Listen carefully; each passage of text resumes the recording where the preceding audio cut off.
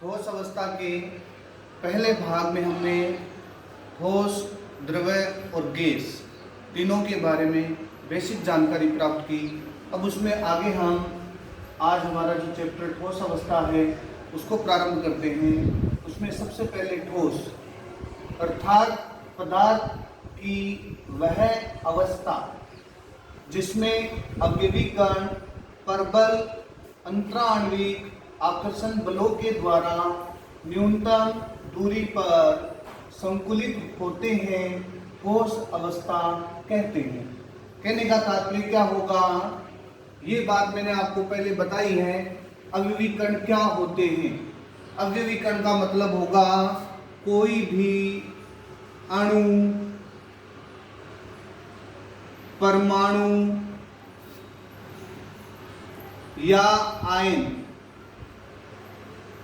इन तीनों में से कोई भी एक होगा वो किसी पदार्थ का निर्माण करेगा।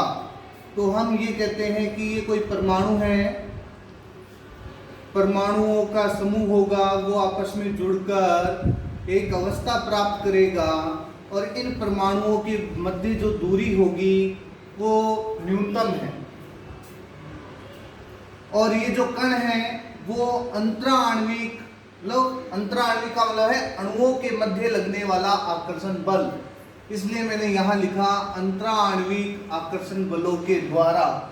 फिर ये बात आ गई न्यूनतम दूरी पर, इनके मध्य दूरी है वो बहुत ही कम है, संकुलित होते हैं। संकुलित का मतलब होता है अंग्रेजी में संकुलित शब्द को पैकिंग के रूप में काम में लेते हैं और पैकिंग का तात्पर्य होता है स्थित होते हैं, या स्थित के स्थान पर हम ये भी कह सकते हैं बंधे हुए होते हैं,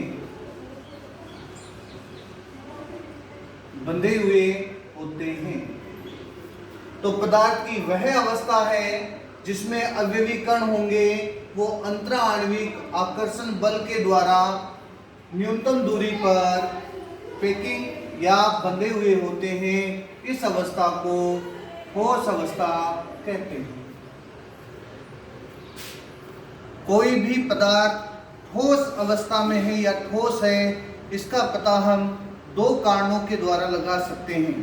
पहला कारण होगा अंतराण्विक आकर्षण बल, दूसरा कारण होगा वो होगा ऊष्मीय ऊर्जा, या हम यहाँ लिख कर बता सकते हैं कोई भी ठोस, कोई भी पदार्थ ठोस है,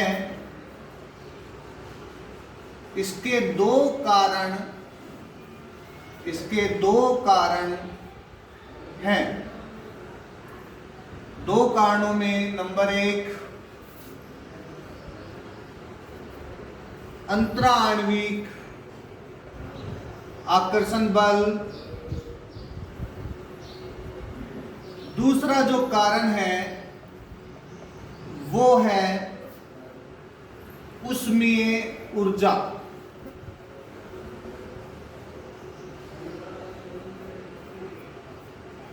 देखिए आप, ये कोई ठोस अवस्था में कोई पदार्थ है,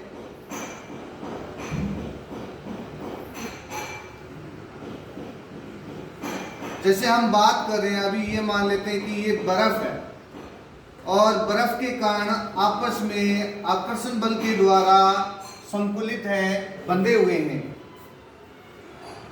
एग्जाम्पल के तौर पे बर्फ लेते हैं, ये मान लो बर्फ की आंतरिक संरचना है और बर्फ के जो कण हैं वो आपस में आकर्षण बल के द्वारा बंधे हुए हैं,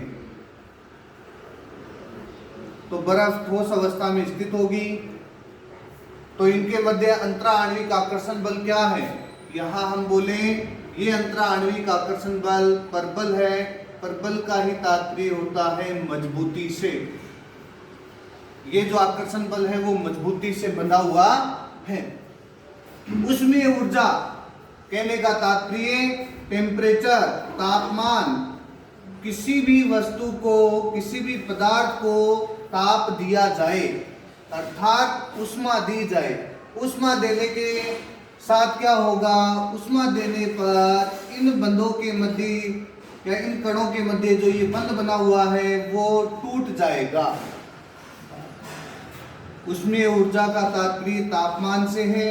टेम्परेचर किसी भी पदार्थ को दिया जाएगा, जैसे मान लो ठोस अवस्था के पदार्थ को उसमें ऊर्जा दी गई है तो उनके मध्य का आकर्षण बल क्या होगा, टूटेगा। तो इन दो कारणों में हम ठोस पदार्थ की व्याख्या कर सकते हैं।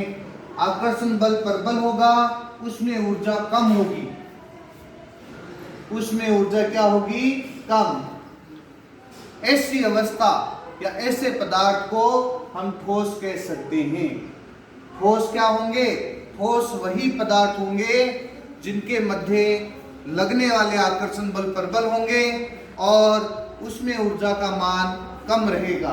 अब जैसे बर्फ है, बर्फ को ऊष्मा कम दी गई तो जैसे इसको 0 डिग्री सेल्सियस से नीचे रखा जाएगा तो ये बर्फ रहेगी, और 0 डिग्री सेल्सियस से ऊपर इसको टेम्परेचर दिया जाएगा तो ये बर्फ पिघलना स्टार्ट हो जाएगी और किस में बदल जाएगी, जल में, अर्थात द्रव्य अवस्था में।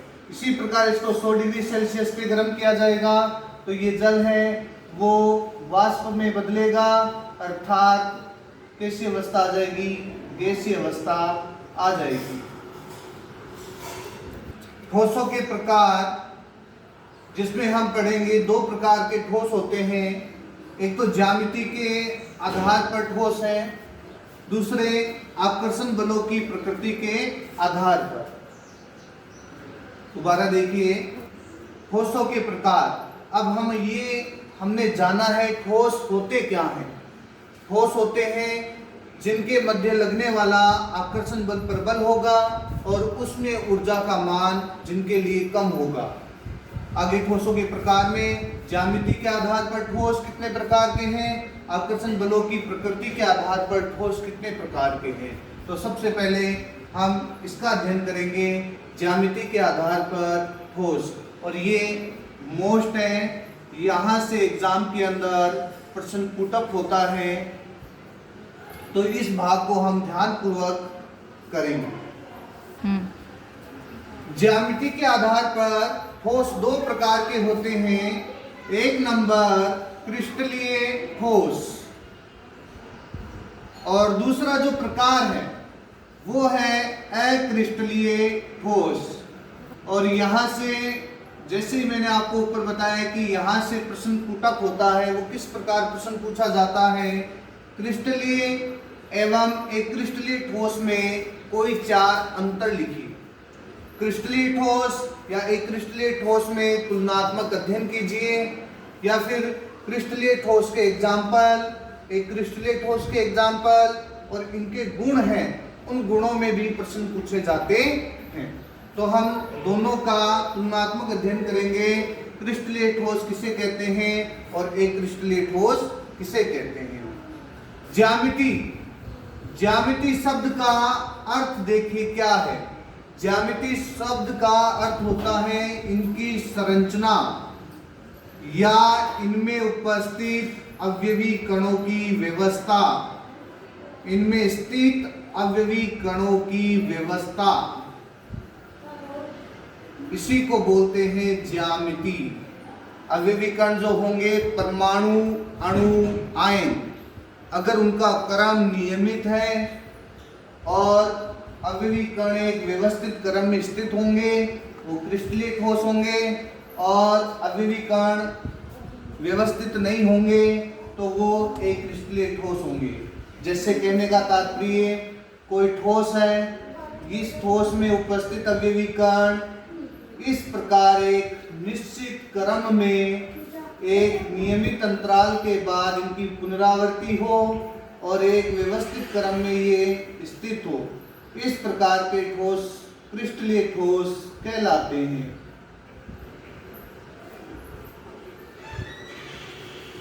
और एक क्रिस्टलीय ठोस का मतलब, इसका डायग्राम इस प्रकार बनाया। एक क्रिस्टलीय में ये जो कण होंगे कहीं पास में कहीं दूर, इनका ना कोई क्रम है, इस प्रकार अव्यवस्थित होंगे, इनको बोलते हैं एक क्रिस्टलीय ठोस। जैसे सुबह प्रार्थना स्थल पर पंक्तिबद्ध जो विद्यार्थी हैं वो रहते हैं। जैसे मान लो ये 9th क्लास के छात्र हैं, ये 10th क्लास के छात्र हैं, ये उनकी लाइन है, ये 11th क्लास और ये 12th क्लास। सब बच्चे सुबह प्रार्थना स्थल में पंक्तिबद्ध तरीके से खड़े रहते हैं। इस प्रकार का एग्जाम्पल हम क्रिस्टलीय ठोस में देखने को या देखते हैं। और एक क्रिस्टलीय ठोस जब इंटरवेल होती है तो इंटरवेल या छुट्टी होने के समय सभी बच्चे मिक्स होते हैं, उस प्रकार की व्यवस्था एक क्रिस्टलीय ठोस कहलाती है। के लिए क्रिस्टलीय ठोस, एक क्रिस्टलीय ठोसों के तुलनात्मक अध्ययन के लिए हम एक सारणी बनाएंगे।